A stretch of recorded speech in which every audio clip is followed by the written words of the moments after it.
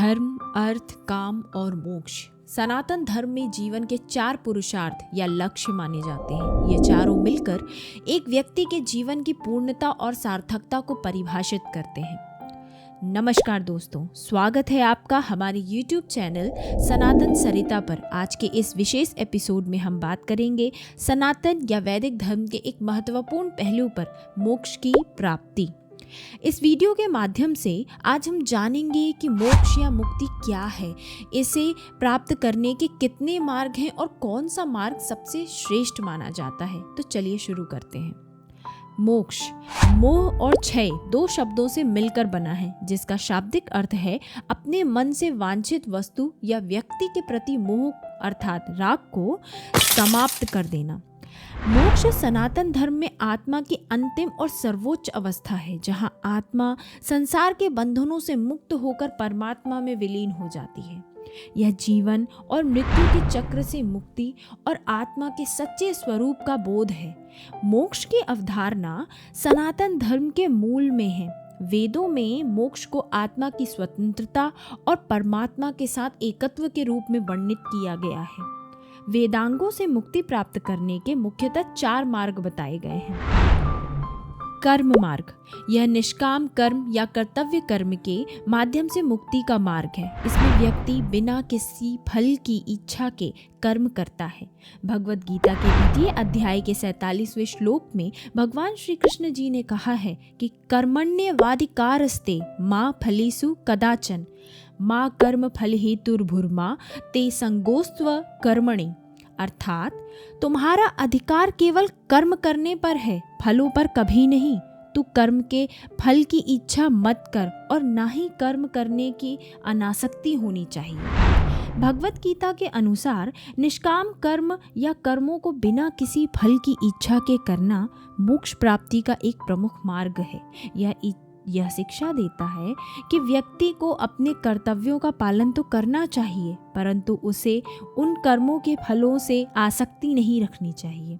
इस मार्ग में कर्म को एक दिव्य अर्चना के रूप में माना जाता है, जिससे व्यक्ति की आत्मा परमात्मा में मिलन की ओर अग्रसर होती है और कर्मों को करते समय साक्षी भाव यानी एक दर्शक की भूमिका में रहकर कार्य करना पड़ता है, जिससे कर्मों के फलों से मोह नहीं होता।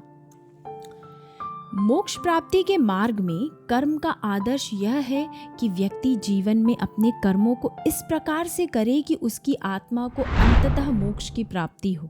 यह व्यक्ति को अंतर्मुखी बनाते हुए स्वयं की गहराइयों में उतरने और परम सत्य की खोज करने की ओर प्रेरित करता है। भक्ति मार्ग, मोक्ष प्राप्ति के लिए भक्ति मार्ग एक विशेष और अत्यंत प्रभावी पथ है, जिसे भक्ति योग भी कहा जाता है। भक्ति मार्ग सनातन धर्म में मोक्ष प्राप्ति के लिए ईश्वर के प्रति अटूट भक्ति और समर्पण का मार्ग है। इसमें भक्त अपने आप को पूरी तरह से ईश्वर के हाथों में सौंप देते हैं, अपनी इच्छाओं, कर्मों और फलों को ईश्वर की इच्छा के अनुसार मानते हैं।